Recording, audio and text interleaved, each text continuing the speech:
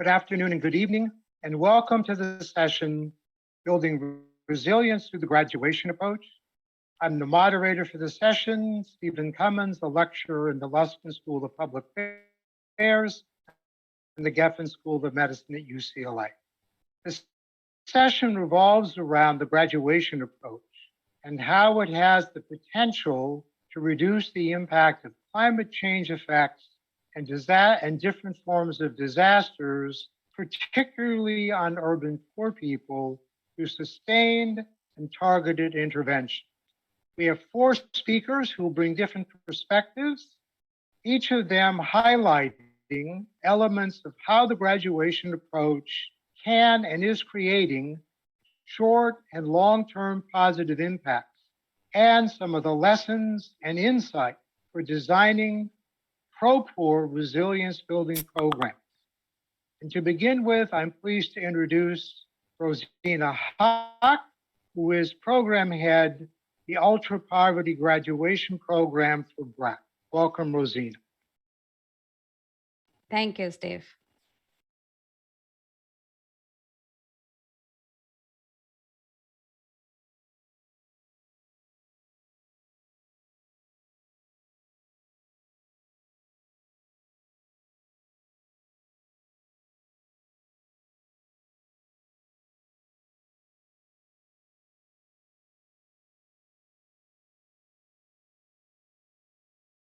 Sorry, I was on mute. Hello, everyone. Good morning. Myself, Rosina Hawk, working as program head in the Ultra Graduation Program of BRAC in Bangladesh. Today, I would like to welcome you all in the session on the roles of the graduation approach in resilience building among the ultra poor households. Now, it's important for us to know what resilience means for this group of people. Just to quote on one of the Nobel laureate Abhijit Banerjee, who once mentioned that what idea is bigger than the idea that the poorest of the poor have enough talent to be self-sufficient, that if you give them a push, they will stay up. So this denotes that the importance of tailor-made holistic interventions to a certain group of people who lacks confidence, agency to break the poverty trap and keep them up ladder of the socioeconomic resilience.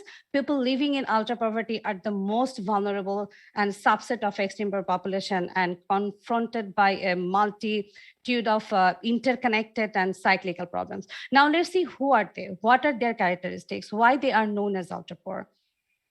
Yes, if you look at the screen. So they are the people who not only face the income deprivation, that is living on less than $1.90 per day, which is defined by the World Bank, but also face other complexities and vulnerabilities, as they often lack access to food, basic services, and can't access government services either.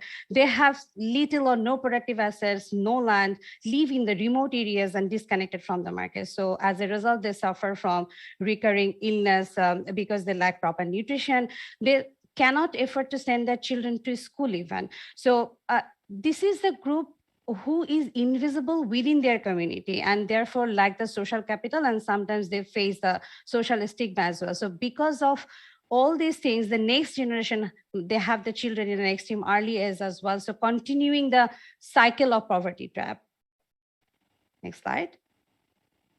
So from the inception of BRAC, we have been working to empower people and communities in situations of poverty, illiteracy, disease, and social injustice. So with this notion, BRAC was established by Sir Fazle Hassan Abed in the early 70s. Since this, we are the front of poverty alleviation, disaster recovery, health, education, microfinance in Bangladesh and 11 other countries. But despite all the efforts, in the late 90s, we have realized that there is a group of people still left out from the conventional microfinance or any other development interventions due to their high vulnerability and other characteristics, which I have just mentioned in my earlier slide. So as soon as we realize this fact that the conventional development program are unable to address the complex and interrelated multidimensional need of this group of people, BRAC started to design a holistic intervention for them and pioneered the graduation approach in Bangladesh in 2002. So in Bangladesh, the program is being operated for nearly 2 decades. And until now, we have reached over 2.1 million altar households in 48 districts of Bangladesh. And the program has contextualized its approach in complex settings like hard-to-reach areas, urban areas, climate hotspots, and humanitarian settings, and also adapted for different targeted marginalized groups like oldest populations, persons with disability. So let's talk about the uniqueness of this approach. So this approach is comprehensive in nature and address the multiple dimensions of poverty. The interventions are integrated and carefully sequenced even, which enable ultra-poor households to achieve the sustainable livelihoods and socioeconomic resilience. And that's the way that is create a pathway out of extreme poverty. So I already mentioned in my earlier slide that this is the approach which is highly adaptive to all contexts. That means it's not a silver bullet to solve any problems. It also ensures post-program linkages with the key public-private platforms for the longer-term sustainability. Next slide. So this is a 24-month journey for each participants of ultra-poor graduation program in Bangladesh. We make sure that the right people who are in dire need is enrolled into this program through a rigorous targeting method using versatile tools, prioritizing geographic and participants' vulnerability. We facilitated the whole selection process through participatory rural appraisal method, but which is led by the community. But the beauty of the method is the community identifies the most vulnerable as a potential and ultra-poor before we assess and confirm their status.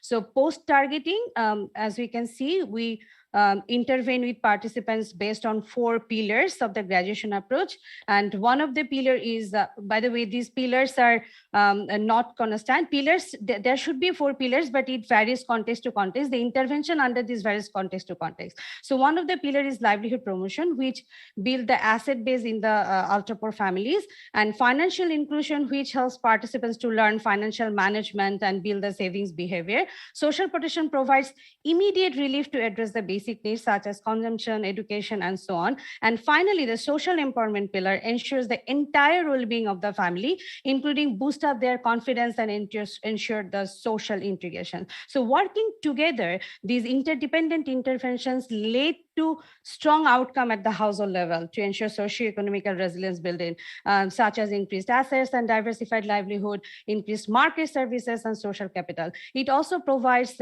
improved food security and financial services, access to government services, and also ensure positive behavioral changes. So till now, graduation is one of the most evidence-based approaches to that to check the resilience and sustainability of the participants. A rigorous randomized control trial conducted by the London School of Economics and BIGD on the 2007 cohort after the program completion of like 4th, 7th, and 10th years. So the results demonstrated that the program participants continue on an upward trajectory out of poverty, even beyond the program cycle. So results showed that 37% increase in annual earnings, 10% increase in consumption spending, a 9-fold increase in savings, and 2-fold increase in access to land. Here, note that this is the result even after the program cycle of 4, 7, and 10 years after the program cycle. So later it was conducted continued by the London School of Economics at a later stage to see not only the impact of the program, but what factors or reasons helps them to escape from the poverty trap. And the results showed that a big push in respect to asset is needed to come out from the poverty trap. And if we look at the cost benefit ratio of the program, then we will see that benefit is much larger than the cost. So inspired by the results in Bangladesh, graduation approach has started to gain worldwide recognition and been adopted by governments, BRAC, and other NGOs, development partners in nearly 50 countries through more than 100 projects, and reached approximately 14 million individuals. And the evidence are consistent across the world. The results demonstrated that it also works for the extreme poor in different contexts, and evident that the participants hold the impact on the major indicators such as income, increased income, self-employment, savings, consumption welfare, along with the most important thing is psychosocial well-being. So we try to look at whether graduation approaches shock responses to not only socioeconomic risk, but it also responds to climate vulnerabilities and pandemic situation as we experienced in 2020. So the London School of Economics again actually conducted a survey on the 2007 cohort to see how they are doing during this pandemic. And the results actually showed that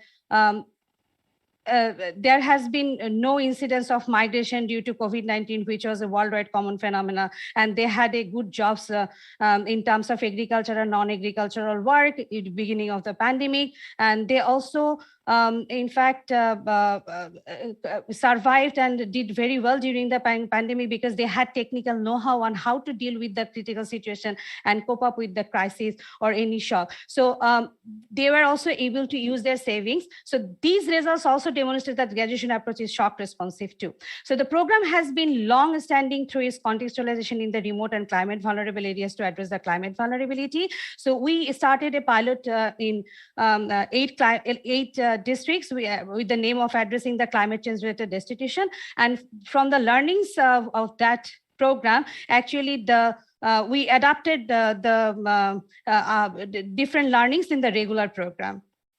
So the next slide, the last one. So if we look at the areas where we adapted the climate sensitivity within the program components, then it starts from the targeting, participant selection to graduation. So in terms of targeting, at the first stage, we select the program implementation areas based on the data-driven targeting, following poverty trap and climate vulnerability index. Then after selecting participants in those areas, in order to involve them with the income generating activities, we conduct feasibility study in the specific area to create a list of context-specific enterprises options for them, considering area-specific vulnerabilities. We also ensure climate adaptive housing infrastructure, both for the participants and their livestock. For example, we ensure plinth raised to build houses, adapted different fodder management styles, considering the climate vulnerability. So most importantly, we carry out SWOT analysis for each participant within the first quarter of their enrollment into the program to develop contingency plans for alternative livelihood and hands-on coaching to build the capacity of the participants for pre- and post-disaster management. In addition to observe any shock and manage disaster-induced risk, we instigate regular savings behavior among the participants during the program cycle. And as I said, they are mostly disconnected from the society. So we ensure that we form a village social solidarity committee in the community, and we ensure that they are socially integrated through different activities. So let me stop here by sharing one of my favorite quotes said by our founder, Sir Fazle Hassan Abed, that when people realize they can change their own lives, it is as if a light gets switched on. So thank you, and I'm happy to address any questions during the Q&A session on the topic we discussed. Thank you so much.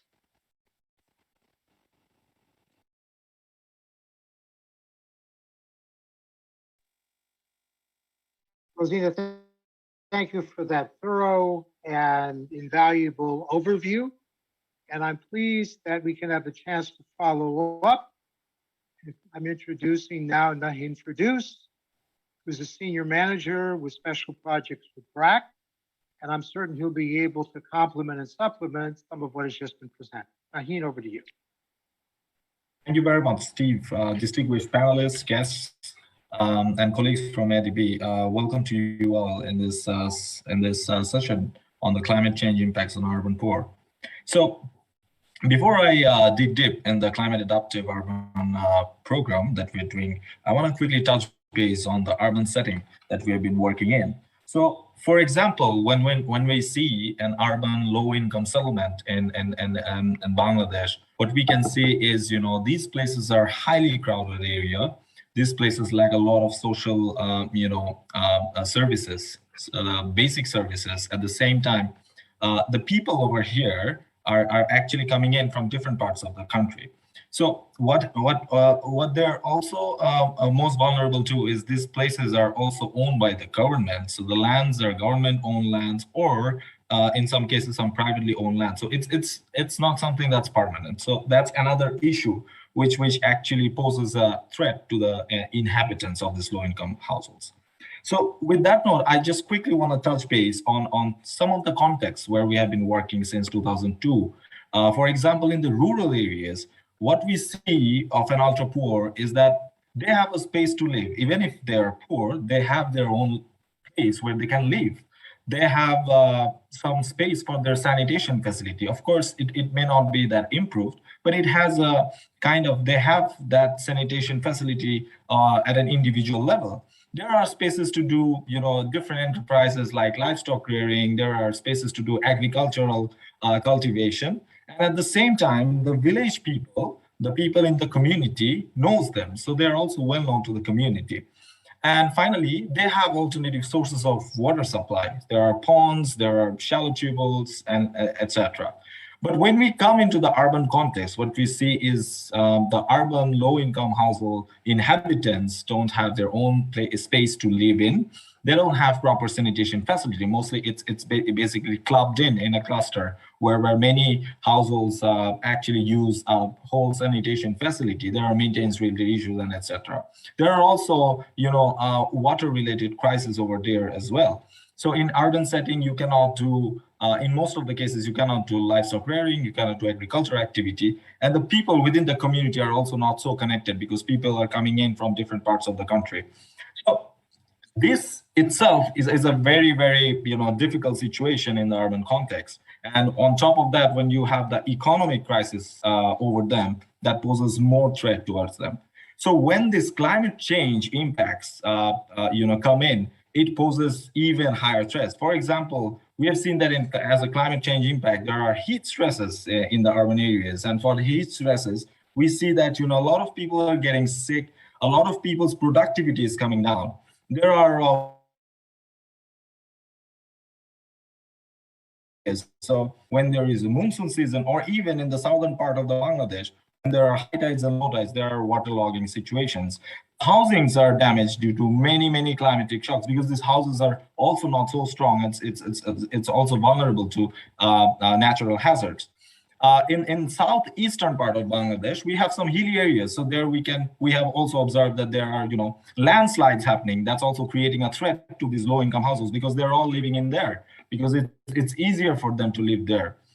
Usually people don't live near these hilly areas.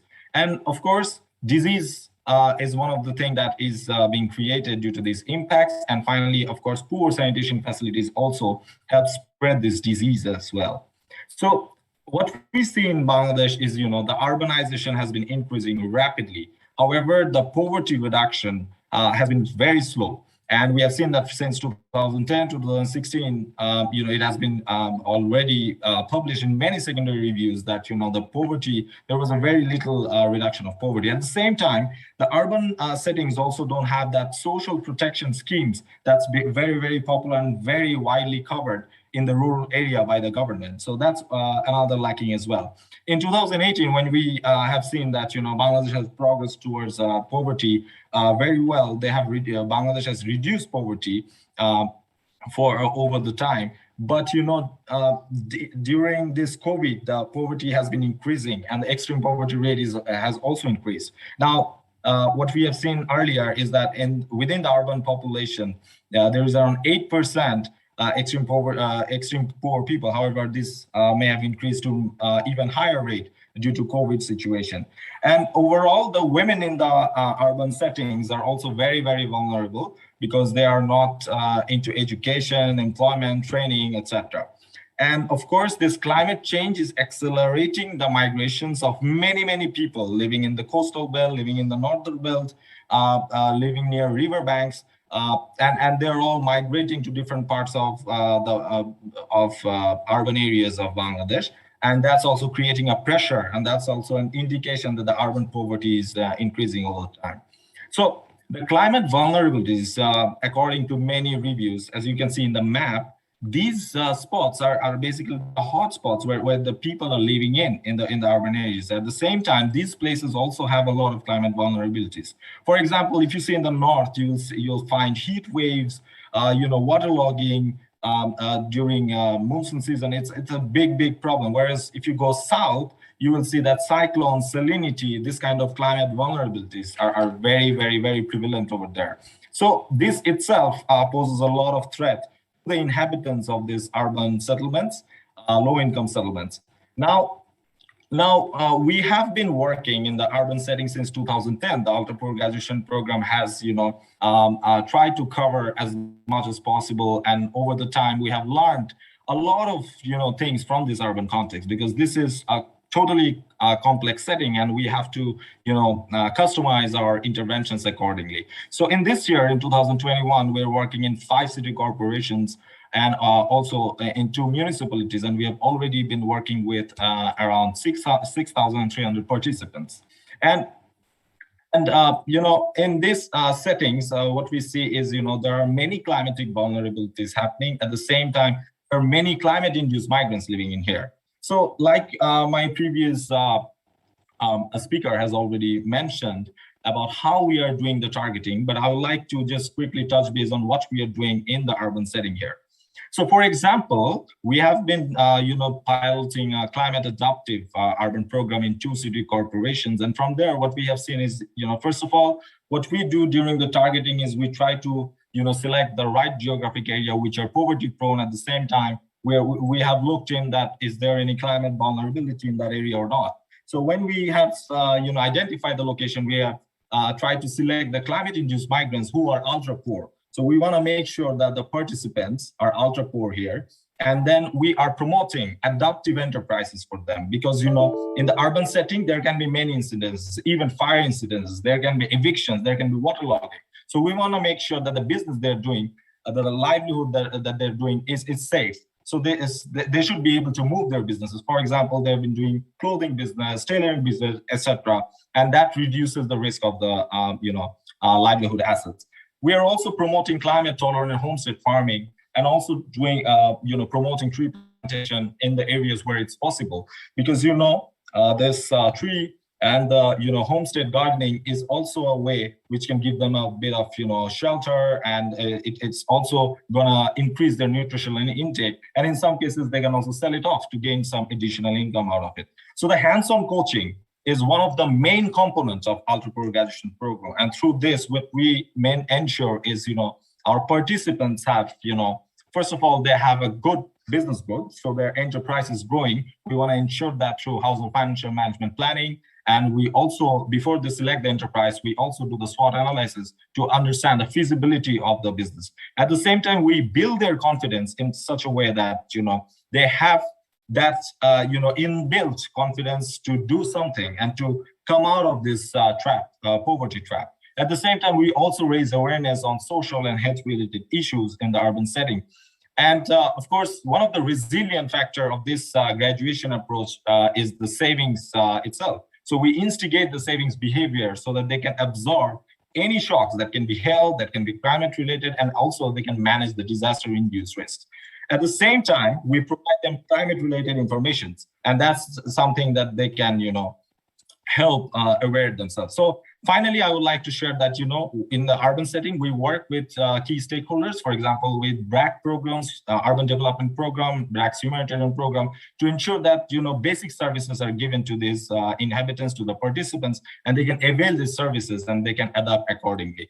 And finally, we do some climate adaptation activities. We create the resilient groups. We do risk assessments of this, and they do action plans through which they build, proper sanitation facilities. They do waste management system. They do rainwater harvesting. They elevate the, foodways, and also they create the drainage facilities. So with that note, I would like to end the presentation here, and I would like to address any question we have in the question and answer session. Thank you very much. Nahin, thank you very much. And thank you for moving us along from the broad discussion of the graduation approach to the challenges of urban context and some of the work that's been done. We now have the opportunity to get a different perspective from a different country and from a government official. I'd like to introduce Rhea Penaflor, who's the Assistant Secretary for Specialized Programs in the Department of Social Welfare and Development in the Philippines. So welcome, we look forward to your presentation. Good day, everyone. Let me quickly introduce to you the Philippines Department of Social Welfare and Development, or the DSWD. The DSWD aims to develop, implement, and coordinate social protection and poverty reduction solutions for and with the poor, vulnerable, and disadvantaged sectors of the society.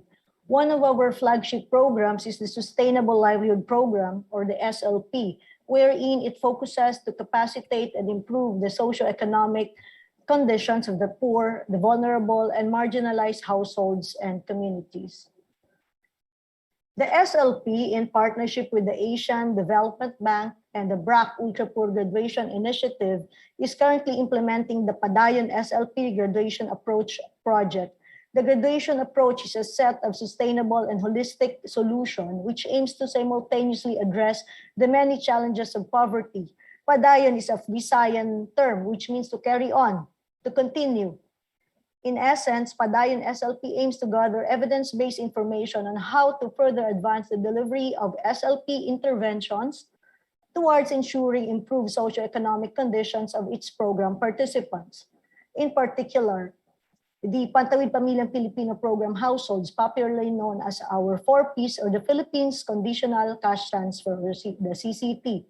The final eligibility criteria to reach the target number of households for the Padayon SLP project are: the household is Pantawid Pamilyang Pilipino Program member until July 2022 at the minimum. Household has never received any livelihood assistance from the Sustainable Livelihood Program. Household is residing in a Padayon SLP project, barangay or municipality or city. Household has given consent to participate in the Targeting Verification Survey or the TVS. And lastly, 4Ps grantee in the household is at least 16 years of age. If you can see in your screen, that's the operational design of our Padayon SLP Graduation project, which is patterned after our regular implementation of the Sustainable Livelihood Program. For stage 1, the pre-implementation stage, this involves coordination with various stakeholders to obtain relevant information to be able to identify priority areas of implementation, identify viable and sustainable livelihood projects, and of course, assess potential participants. In the second stage, or the social preparation stage, this aims to prepare the program participants to become responsible recipients of the program. For stage 3, or the resource mobilization stage, this involves the assessment of proposed livelihood projects to ensure feasibility and economic viability, the application of civil society organizations accreditation, and issuance of the certificate and provision of modalities for the release of grants to the program participants or our Sustainable Livelihood Program associations. And last but not the least, the stage 4 is the project implementation and of course the monitoring stage, which involves the monitoring of the implementation of livelihood projects according to the approved Mungkahing Proyekto, or what we call the proposed livelihood projects. One of the significant activities in the first stage is the conduct of localized market assessment, which aim to determine a menu of profitable livelihood opportunities relevant for the extreme poor in the target communities and are considered more resilient during the pandemic. This was done in the 5 target cities and municipalities. There were 900 viable livelihoods found in the areas during the scouting process, and out of these 900 identified microenterprises, only 18 viable livelihoods were selected, 14 of which had a monthly net profit of about 20,000 pesos, or roughly around $400 US. The market assessment showed modified livelihood activities such as food vending and sales, which are the most viable and profitable livelihoods, due to sustained demand for products and availability of inputs, particularly in high foot traffic areas such as urban and certain peri-urban locations. Livelihood diversification can be achieved by increasing input supply, upgrading equipment, better marketing, product development, and livelihood combinations. Climate and disaster shocks and stresses were considered in rural livelihoods as they are more reliant on natural resources. And lastly, capacity building activities to aid in the adaptation, reorganization, and evolution of livelihoods. For our TVS, or the Targeting Verification Survey, which is also very important, I would like to highlight this. under the second stage of our operational design. This is a data collection activity that aimed to verify the eligibility of the targeted household for the Padayon SLP project. By collecting information on households' demographics, current assets, livelihoods, and income sources, as well as food security, nutrition, and health status, the results of the TVS identified the needs of the eligible Padayon SLP households, which are income, savings, access to support during the times of need, food security, and safe drinking water. Through the Padayon SLP, we will be able to determine the specific design of interventions to address these needs. It's really worthy to note that as for income, over 77% of households fall below the national poverty threshold of 10,727 per month. Most households self-reported having a monthly income ranging from 2,501 pesos to 10,000 pesos or less than $200 US.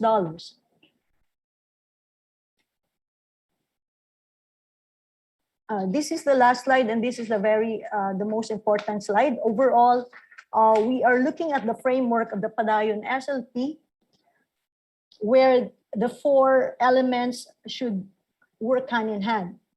For us to have a resilient livelihood, there should be right enterprise, right people, right timing, and right way.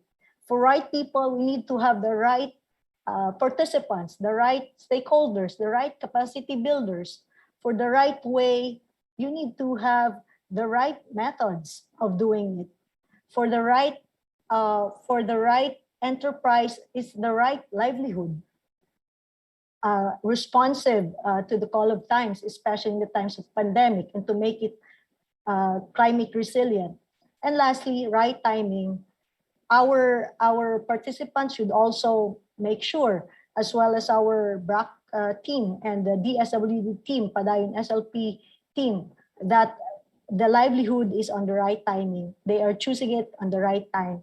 So with this, lastly, this pilot project focuses on the multidimensional poverty challenges faced by urban poor households, the graduation approach interventions, such as the conduct of a localized market assessment in the TDS, which play a significant role in the identification of right enterprise, the people, timing, and way to cope on the impacts of the extreme climate events. Lastly, the Padayon SLP will be a major contributor in resilience building as the critical aspects such as savings and safety nets, income stability and diversity, education, skills and mindset, social network and mobility to cope on the impact of climate change and extreme events are already integrated in the Padayon SLP design. This ends my presentation. Thank you very much. Thank you very much, and thank you for providing us with a different angle that complements well the first two presentations. Very much appreciated. So our final presentation will be made by Karen Shelzig, who's the Principal Social Sector Specialist for the Asian Development Bank. Karen?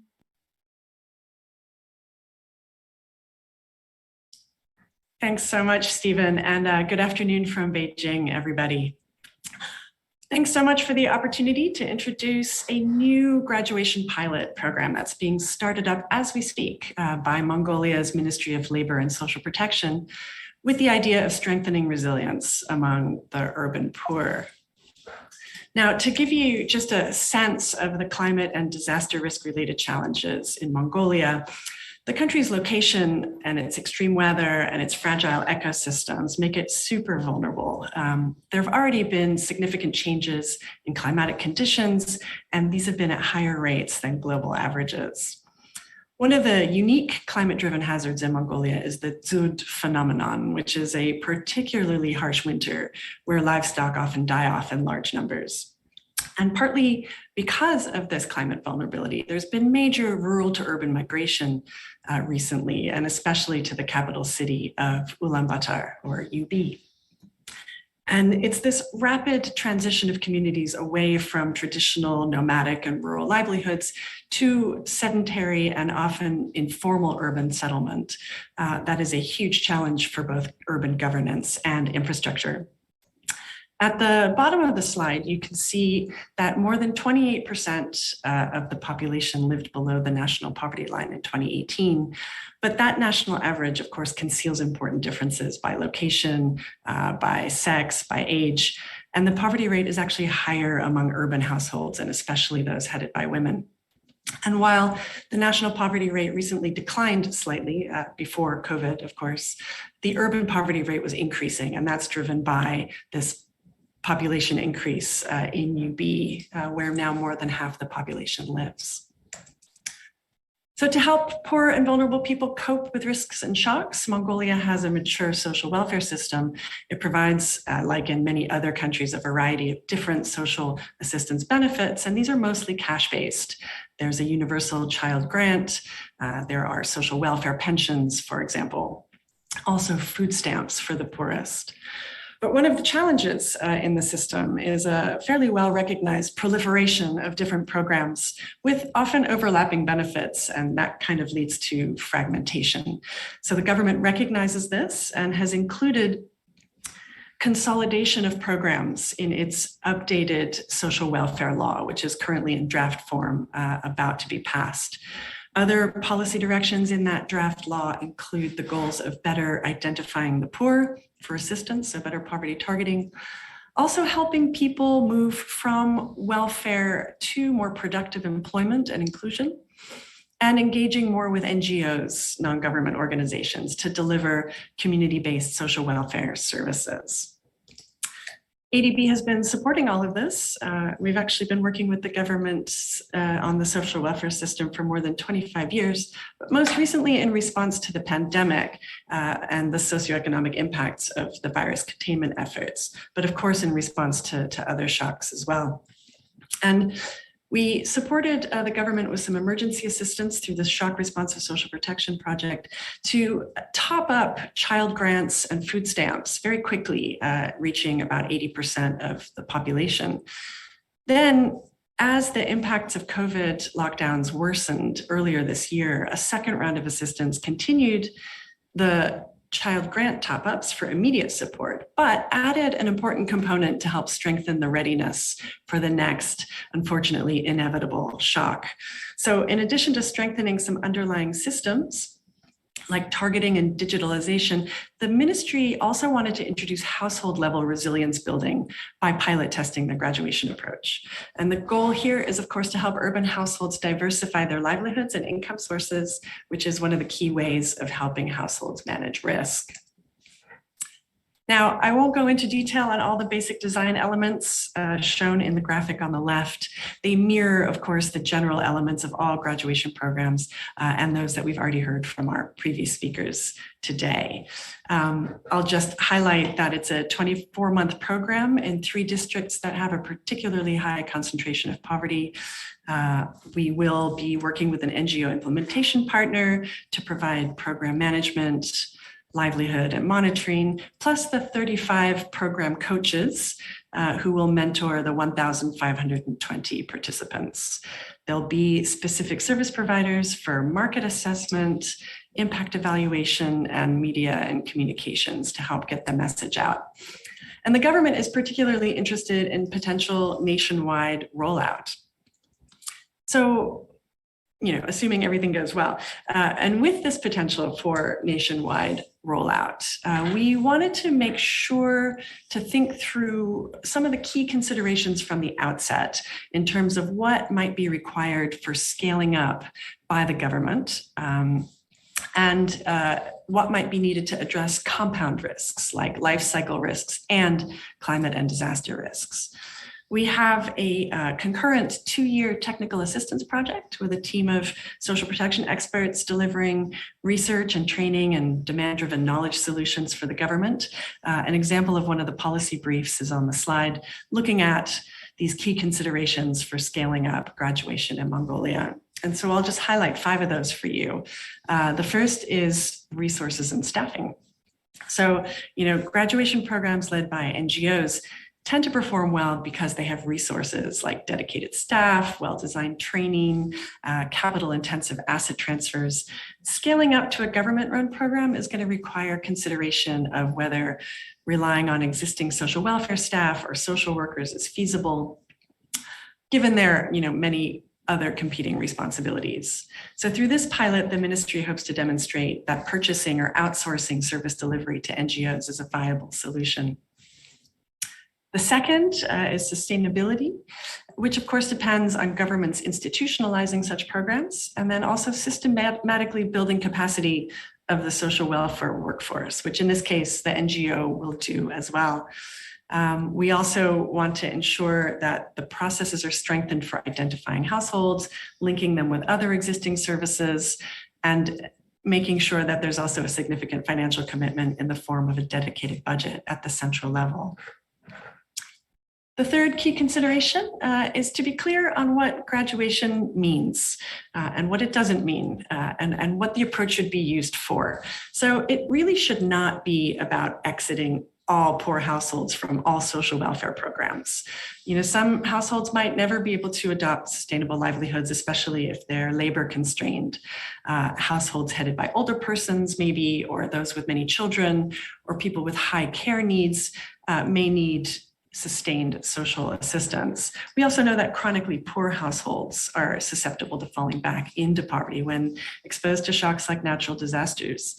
So graduation is most impactful when it's part of a social protection system that provides a sort of revolving door, meaning that people who fall back into poverty can be reassessed and access social assistance when they need it again. So the fourth key consideration is what exactly households are graduating into once they're assessed to have graduated. We want graduation programs to encourage sustained improvement in livelihoods by strengthening the links between social assistance, social insurance, and labor market programs. Graduation program participants are typically self-employed, and it's important to make sure that these livelihoods that they select and that we encourage don't involve precarious work in the informal economy, which of course is highly correlated with the probability of falling back into poverty in the face of a shock or disaster. Finally, coming back to social insurance, many people who receive social assistance are, of course, informal sector workers who don't have access to formal social insurance. Graduation programs should ultimately help workers transition into formal economy where they can then contribute to social insurance and, when needed, access social insurance benefits to help manage those normal life cycle risks that everybody faces. Mongolia has been making efforts to improve social insurance coverage, and they allow now self-employed and informal workers to participate in voluntary social insurance schemes. So we want to encourage this through the graduation pilot for both participating and graduated households. So those are some of the things that the government will need to keep in mind as it embarks on this new pilot early next year. And let me end it here. Thanks very much. Happy to answer any questions. And let me turn back to you, Stephen.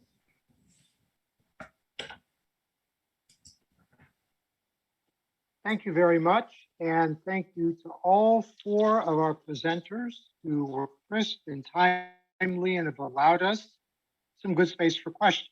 And we have some good questions, some of which will bring in several of the speakers. And the first one I wanted to bring in ties back into Corinne's point about constraints, that there's households which for reason of age composition, disability, other factors will never graduate.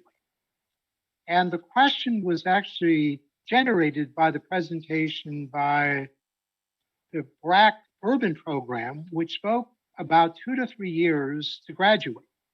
So the question was, how flexible should a graduation program be? And what are the best indicators to show that someone has graduated? So any of the four, I'd welcome some comments. Hi, may I respond? Hello? Absolutely. Am I audible? Yeah. Yeah, in Yes, response to you the question, in response to the question, yes, that's really a valid question that in terms of like the different target groups who have disability issues and who are marginalized, how graduation program is helping them. As I mentioned in my presentation, that graduation approach is really highly contextualized. So we actually contextualize and adapt this model considering their characteristics. And based on their characteristics, we try to design the intervention.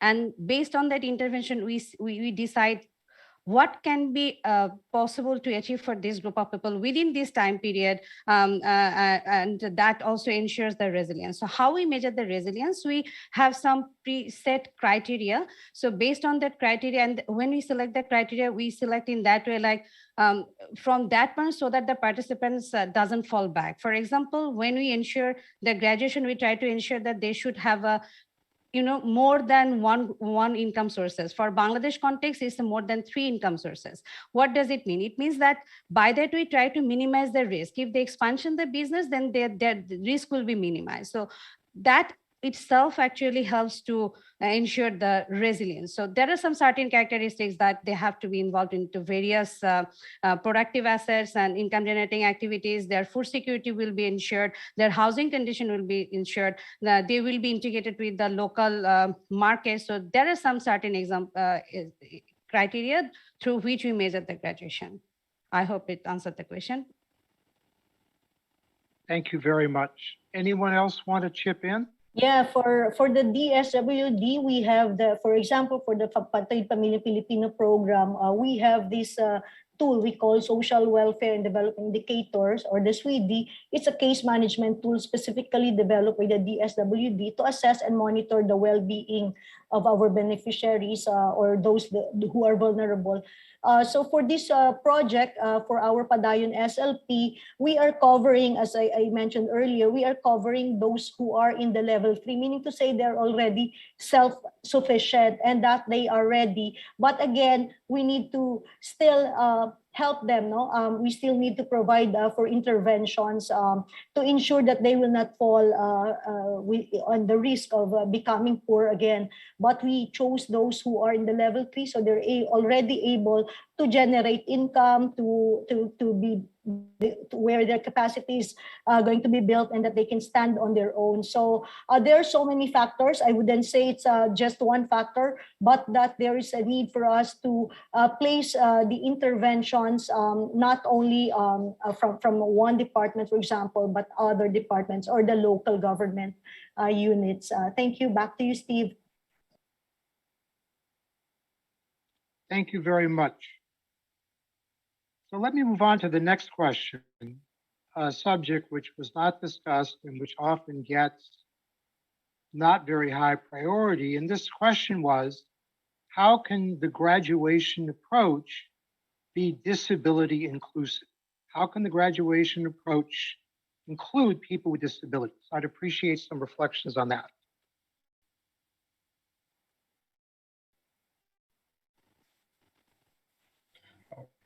So there is a common, there is a myth that, there is a fear, I would not say myth, that the persons who have disability, they cannot involve into the any income generating activities. So in Bangladesh, we have started a disability inclusive entrepreneur graduation program in this year, and we have seen they have the potential, and we have to unlock their potential as part their context. So when we choose the enterprises options for persons with disabilities, we carefully select the enterprises and also do the task adaptation. I mean, how that person can be involved with that income generating activities, as well as also we teach them how to run the enterprises and other things. Yes, but there are some severe disability where maybe he or she can't be involved into the enterprise. In that case, we actually select the other caregiver or other family members in that household, and through that we also introduce different kind of activities like psychosocial well-being,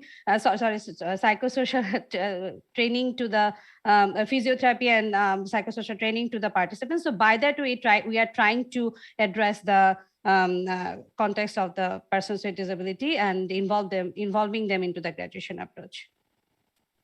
Right. I would like to quickly add with Rosina Hawk. Steve, is that okay? Yes. Yeah.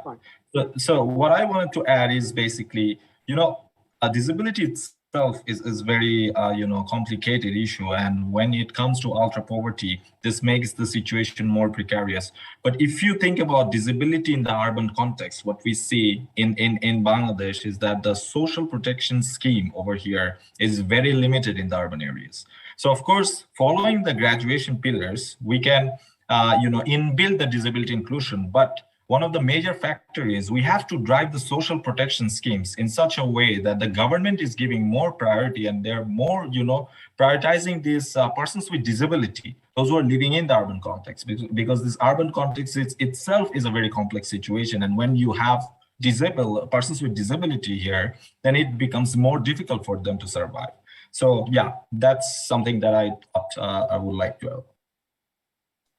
Yeah, may I add, Stephen, for the DSWD, we do not discriminate. Please. Yeah, for the Padayon SLP project, these are 3,000 participants all over the country in 3 regions in the country, and there is no discrimination as to whether or not they are PWD, so long as they are they're able to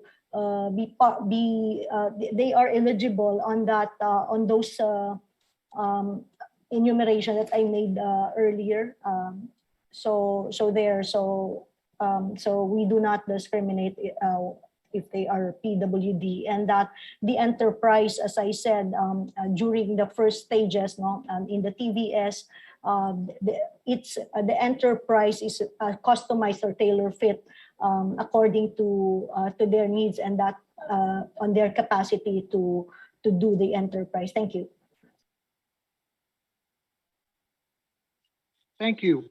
The next question, which we've had some guidance already from Rhea and Corinne, is how do you move to integrate graduation into government programs? Now, both of you have spoken a bit about it, but perhaps a few words on where you started. What did you have to do at the start to think about integrating graduation approaches within government programs? Or perhaps, Corinne, in your case, you're more looking at contracting out, but still part of a government system. But maybe, Rhea, we can start with you. Yeah, the story of the graduation project in the Philippines, it started with DOLE.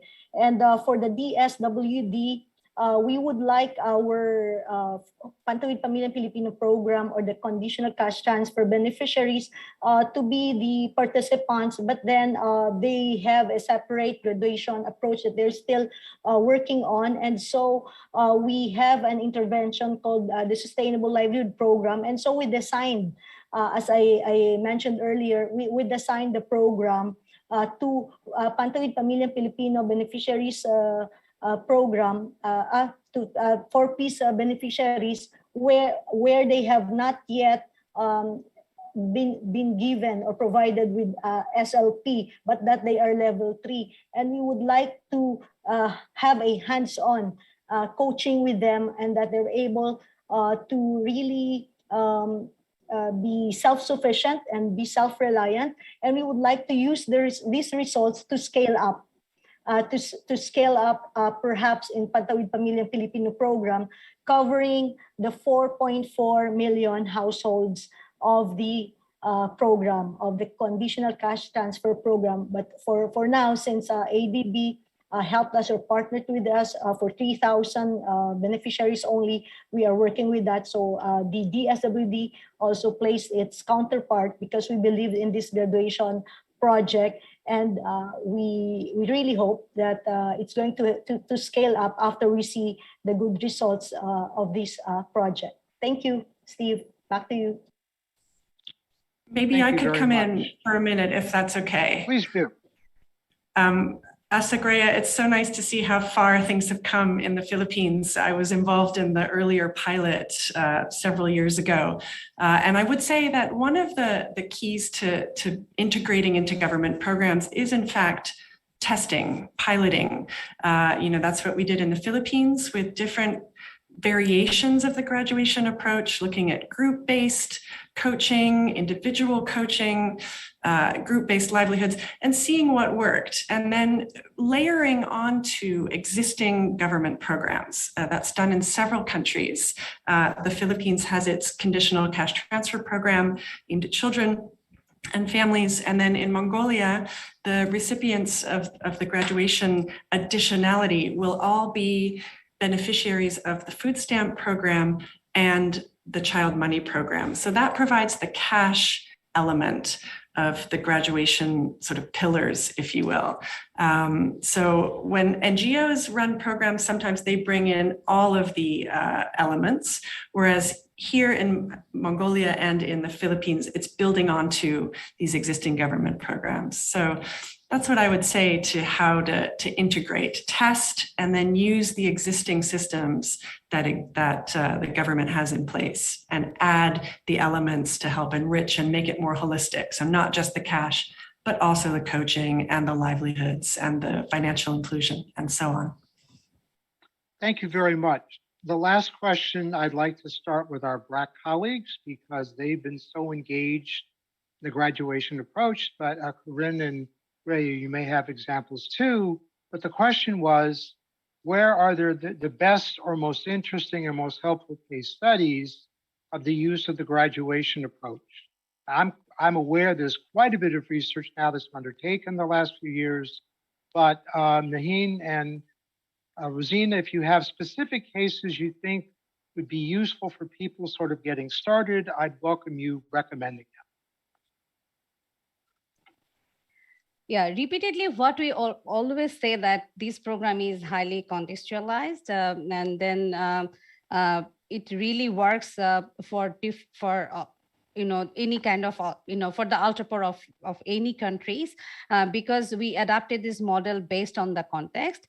Yes, there are a lot of evidences till now we have generated, and now in fact we are also exploring like which component really works for them, whether we need all the components or we can twist or tweak the model. So there are some upcoming research questions maybe would be helpful for the audience, like whether we are doing the component effective analysis, like whether handholding is most important or the asset transfer is most important. But till now, the useful case study, I would say that all the 4 pillars is needed to adopt this model in different countries, but definitely it varies context to context. So Naheen, maybe if you would like to say anything. Sure, thank you very much. Yeah, so already you have mentioned in the presentation that the graduation approach has quite a bit of good evidences through which we got from the RCT that was conducted.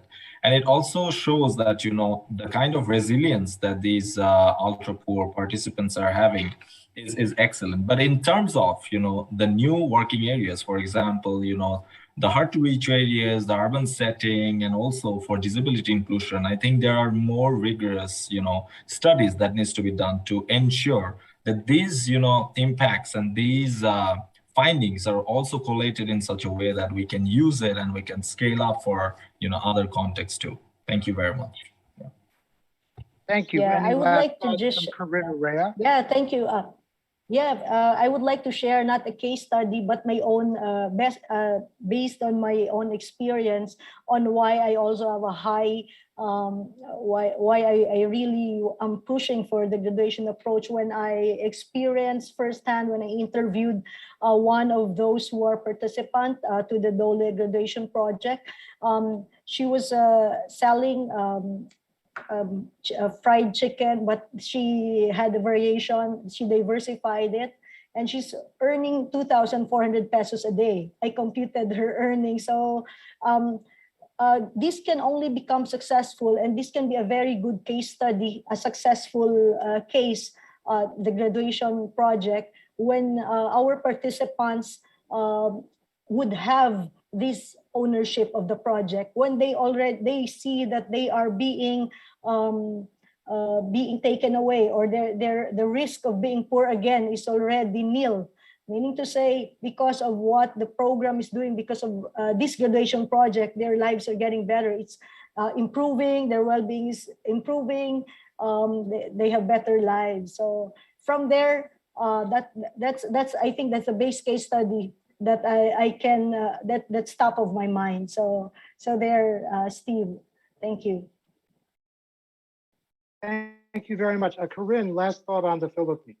I would just make a very quick plug for some written up research of the Philippines case study. If you just Google ADB graduation Philippines, you'll get 2 policy briefs that write up the example, both with DSWD and with the Department of Labor and Employment. And that did have some urban and peri-urban livelihoods involved, if you're interested.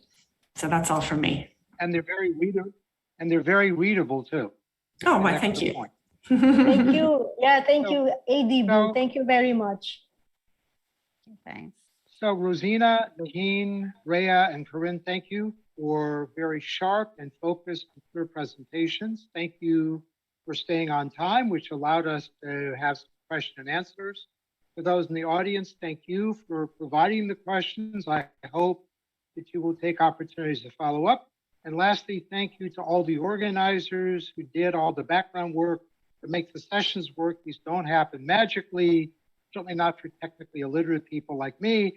So we're very grateful for all those behind the scenes who made this event happen. So everyone have a good afternoon and evening, and farewell. Thank you very much. Thank you. Thank you.